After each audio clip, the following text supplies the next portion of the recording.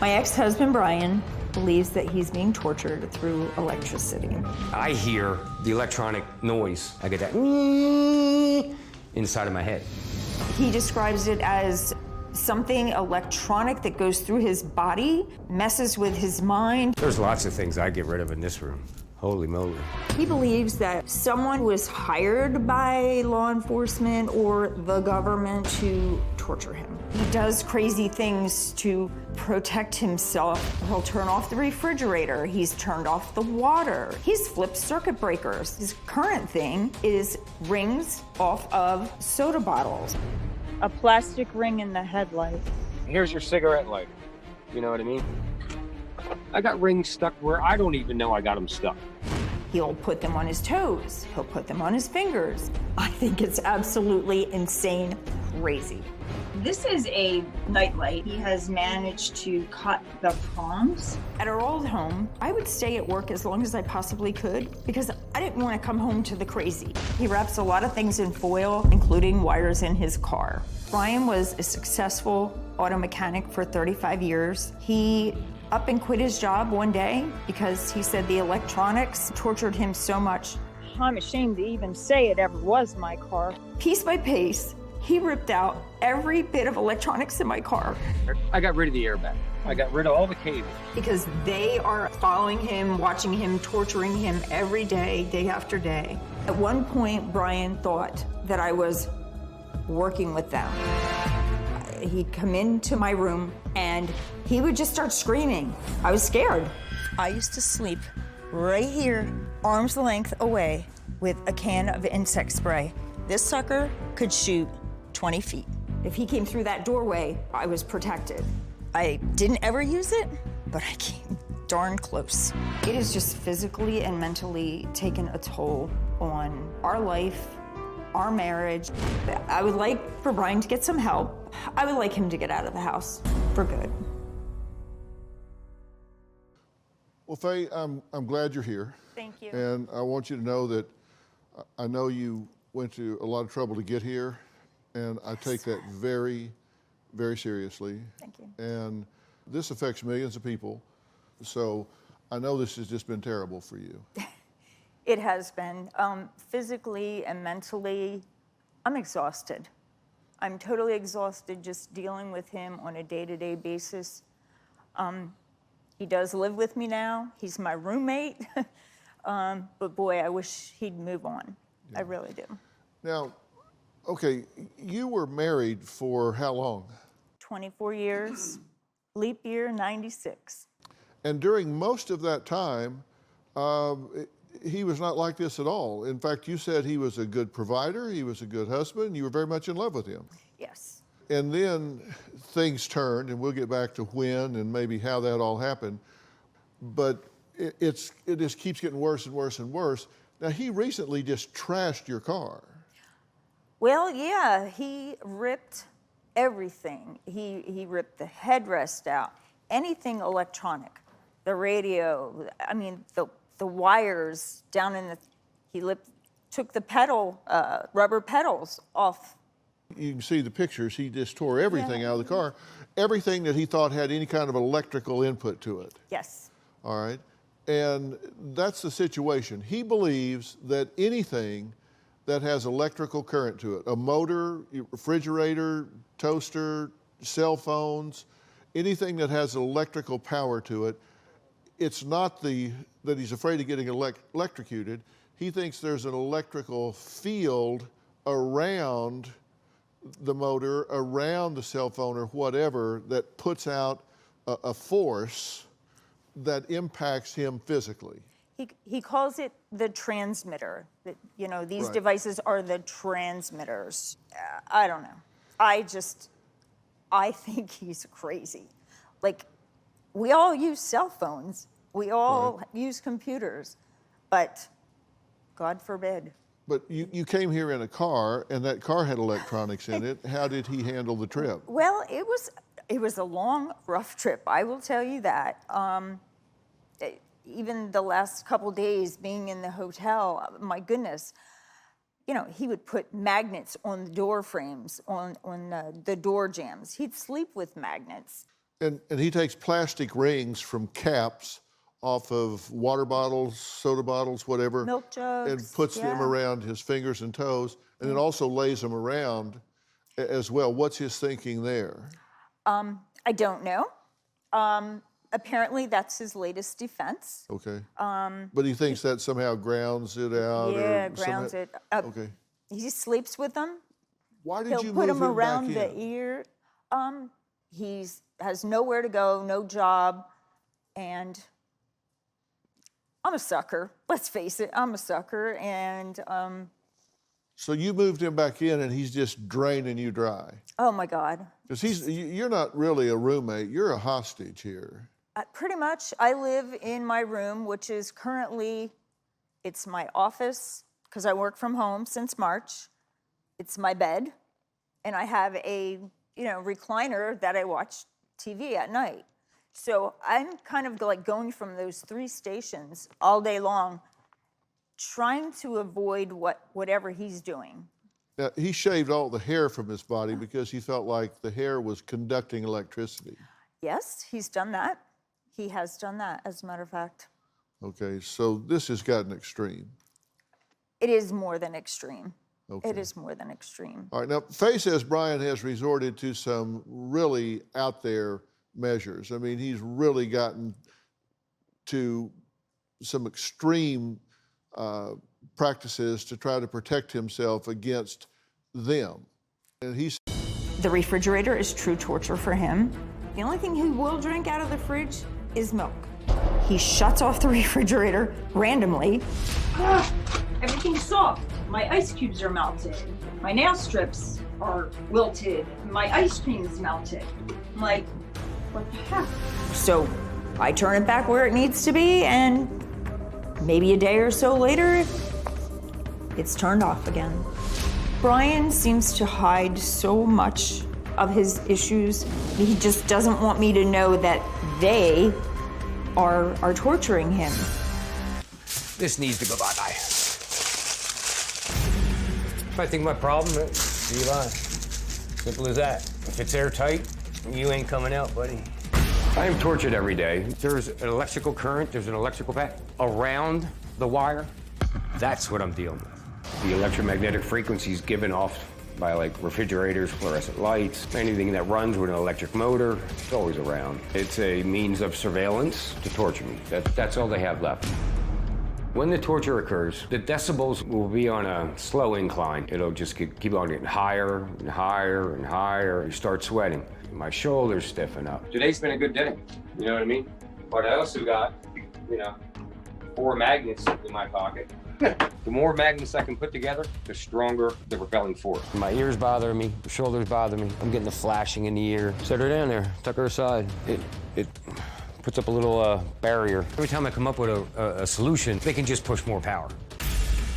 This arm will actually become immobile to where I can't move it. The remedy for that is I take these rings and I'll apply them to the fingers, the relevant fingers. I'll put them anywhere they think they're gonna help me out. I got them under the fridge, behind the fridge, over here, over there. I'll wrap this phone in foil to try and eliminate the frequencies. Doing is wrapping her up. It's gotta be tight, it's gotta be airtight. I believe the police have been targeting me for a lifestyle that I used to live. I was into the party drug lifestyle. I believe this has turned into nothing but a vengeance thing. The magnitude of this situation has grown tremendously in the past 13 years. They want me dead. I believe that's their end game. Brian, it's good to meet you. How are you? I take your situation very seriously, and I'm very committed to trying to help you get a handle on this and get some relief from what you're experiencing. How do you feel being in a studio that's obviously very electrified? So far, so good. Okay, good. And have you fortified yourself? Do you have magnets and stuff on now? Mm-hmm. Yes. Okay. Yes. And you think that helps in that it creates a magnetic field around you? Correct. Okay. I look at this at 2 levels. One is what you're experiencing physically from the electromagnetic field and impulses and all.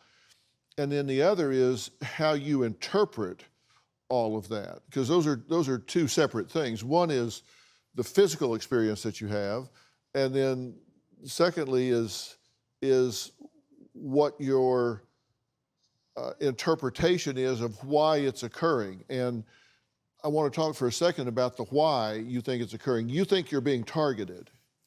Yes, sir. And Yeah. you believe that it's from the police, and you think they want you dead. They being law enforcement, local, federal, whatever. I call it the torture technology, yeah. Okay. But you say they ultimately want you dead. Suicide. Okay. Are they not very good at it? Or, I mean, it's been 13 years. It's been a hard 13 years. Your belief is that they've turned on you because of your drug history, or because the officer that you encountered ultimately murdered his wife? I was a textbook functioning drug addict. For most of my life, my drug of choice was marijuana. Then I was introduced to cocaine. Leading up to New Year's Eve, 2007, I went on a 3-day coke binge. I was absolutely positive that either somebody was in the house at that time or they're coming. Took the shotgun. I was in a pair of cutoff shorts, no shoes, no shirt. I'm out of here. I ran up to the gas station. Police officer was there. Told the officer somebody's in my house. There was no one in our house. When I was approached by the officers who came to the side of my bed, and then they proceeded to ask me, would you please come out and identify this man as your husband? Brian was sitting there in the patrol car. He looked so bad. I was never in the cop car. I was not arrested. I was released on my own. Now I got charges coming in the mail. Reckless endangerment of a police officer, with a gun. Simple assault. The arresting officer, I believe, was having marital problems. So ultimately, the officer ended up killing his wife and committing suicide. 2 bodies found in a home in Northampton County. The victims are a Lehigh County sheriff's deputy and his wife. We're being told that trouble may have been brewing between the two for a while. But somehow Brian thinks he was the cause. I think they want payback. Brian is insistent that that's why they torture him on a daily basis. I've always told him time and time again, they would never target you. You're definitely not that special. Your belief is that they've turned on you because of your drug history, or because the officer that you encountered ultimately murdered his wife? And then committed suicide. And you think they blame you for that? I believe they blame me for pushing him over the edge. There's other things involved, but I feel that they blame me for pushing him over the edge. And what was it you did to push him over the edge? I told him I had a witness. To? Their court case against me that would prove that he lied on the stand in the preliminary hearing. About? About being handcuffed and secured in the car. I was never handcuffed. I was never handcuffed that night. Okay, but, listen, I work with law enforcement a lot, and whether you were handcuffed or not pales in comparison to whether or not you showed up high on drugs with a loaded shotgun. I find it hard to believe that they would shudder in their boots about some witness about whether you were handcuffed or not. Come on, you're on drugs with a loaded gun. He did not realize I was on drugs until we went back to the house. Here's what it said. The acts allegedly committed by the accused were reckless endangerment of another person, possession or distribution of a small amount of marijuana, possession of drug paraphernalia, and disorderly conduct. The affidavit of probable cause is you were carrying a loaded shotgun towards me. This is him writing. Defendant stated someone was robbing his residence with his wife inside, held against her will. Upon checking the residence, found green leafy vegetable substance downstairs in a blue smoking pipe. Brian was not right physically and mentally. He was taken to the hospital for evaluation. He stated he had snorted 2 grams of cocaine and the demons made him do it. Frankly, this is a pretty garden variety arrest, right? Yeah. But you think this triggered it in 13 years of a government conspiracy? It's the 20 years of surveillance. This was just the final step. So you think they were surveilling you before this? Oh, yeah, long before. You just didn't know it? Correct. They surveilled you for 20 years. If they wanted to bury you, why didn't they do it? I can't answer that question. Because there's not a logical answer to it. It doesn't make sense, right? It really doesn't make sense, no. I have proved that the surveillance end of it is absolutely true. If you think you're under surveillance, there are things you can do. One thing I used to do, I'd take a boat horn. I'd blow a boat horn off inside my car with the windows rolled up. And if you're listening to me in another car and you jump, just like that, just like you just did there, I know you can hear me. You know, it's as simple as that. I have seen people react to this boat horn that there's no possible way that you can hear it or react to it without being on the other end of the surveillance. Okay, so your point is if you are in a closed-up car and you blow a boat horn and you see somebody in your mirror 5 cars back react, then they got a mic in your car. It was usually somebody I could look eye to eye in. Like across an intersection, if we're sitting at a stoplight, we're sitting at a stop sign, looking right in your eyes, hit a boat horn, and I watch you jump. If I blew a boat horn right now, would you jump? Yeah, absolutely. Absolutely. But if you were in a... Does that mean you're surveilling me? If you were in a sound-sealed area, and I am in a sound-sealed area, okay? Sound-sealed. No way you can hear me. And I blow a boat horn, and you react to it. Well, you don't know that it's sound sealed and what the decibel levels are and how much that boat horn carries. You haven't tested that. Yeah. These are feelings, not facts. You can't hear the horn outside of the car. With the car doors shut, the windows up, you can't hear it. Well, Brian believes he's been under constant surveillance since 1996 and to this day claims he regularly sees the government cars following him and waiting outside his home. In fact, Brian says the exact secret technology used for him in terms of torture can be used as the ultimate spy tool. Take a look. They're tracking my every move. There's no doubt about it. And when the technology is not working, they surveil me. They get your location. They hear your conversations. And Hold on 1 second for the helicopter, sorry. Helicopters will hover my house. When their technology is not working the way they want it to, that's when the helicopters show up. Yeah. Like I said, I'm having a good day. If you're around me long enough, you cannot deny the activity. You just can't do it. How can you deny that day after day? Last night in the hotel, I had a cigarette. It's got my DNA on it. And number 2, it's got my fingerprint on it. They found me because I left a cigarette butt behind. I fall asleep, I wake up, and my ears are screaming. When he ingests a product or uses a product, whether it's shampoo or deodorant or whatever, they can track him. He used to cut barcode labels out, and he doesn't do that anymore, and I couldn't figure out why. A phone number is a 10-digit encryption number. Barcodes are 10 digits. I'm gonna take the barcode off what I eat, put it in a phone, bang, block it, done.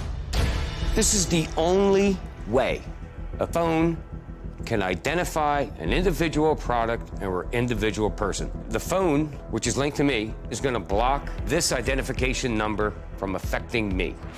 I'll hear a crack, you know, and it'll go chaotic for a little while, and then diminish. He says you can't be around him and not see what he's talking about. Have you seen government issue cars lurking outside your house and following you when you're with him? Not at all, Dr. Phil. Not at all. And have you seen helicopters hovering over your car and house, following you down the street? We used to live next to an airport. They're just flying their planes. Nothing to do with you. You know, what makes you think you're that important? Like, they have bigger things to focus on, right? Seriously. I don't. I wish I was transparent. I wish I was, you know, I don't. What makes you so special? Well, I do. Seriously. Well, let's answer that question. How will the world be different for them if you're out of it? I read a book. I read many books about society identifying, locating what they feel is a psychopath or a sociopath. I believe I was labeled sociopath, psychopath, whatever, sociopath, when I attacked the court system. Hang on a second. Yeah. You know, show me the respect of answering my question. How are their lives, how is their world going to be different if you're out of it? I'm a nobody. I don't know how. I really don't know how I could, So there's no payoff for them. Well, you see why I say there are two parts to this, right? Correct. One is there an electromagnetic syndrome here where he is in fact affected by electromagnetic fields? And then the other is the paranoia associated with why he's affected. One night, I rented a room in the Poconos. I pull into this hotel. The place doesn't even look like it was open. I said, need a room. I'll pay you double. Keep people away from me. I need to sleep. 15 minutes after I'm there, boom, I hear the door slam next to me. 10 minutes later, boom, there goes the door on the other side. Oh, wow, here we go. This empty hotel in the middle of nowhere is starting to fill up. I saw men in suits dressed to stay in Beverly Hills. Why are you here, period? Let alone in the Poconos. Not one Pennsylvania license plate, not one. But that's a coincidence. That's all in my head. They followed me to that hotel. Absolutely. I need to talk to you for a minute. Thanks. You know, there is a lot of literature out there about the effects of electromagnetic transmissions. Okay. Cell phones, cell phone towers, power lines. But the general conclusion from environmentalists is that the emissions are of such low intensity. In order for something to have an impact on you, it has to be of sufficient intensity and duration to have an effect, and that's just not the case. But there's no question that has just invented this. There's a whole field of study about this, and some believe that it's legitimate and some don't. But here's the issue. In my view, this is not between you and Brian. Correct. This is between you and you. Yeah. Because you have to make a decision. You suffering through all of this is clearly not helping Brian. No, it's not helping either one of us. You're not helping him. You're just hurting you. Yeah. I took him back in and hoping that he would progress towards being stable. Okay, that was an experiment. How's that working for you? It's not, Dr. Phil. Okay, then come on. Let's be logical here. You've got to let him go. You've got to let him go. If this is where he is and who he is, and you're not helping him. I think it's crazy. He thinks it's real. I can't help him. And what is he doing to get help? Zero. Okay, that's the deal breaker.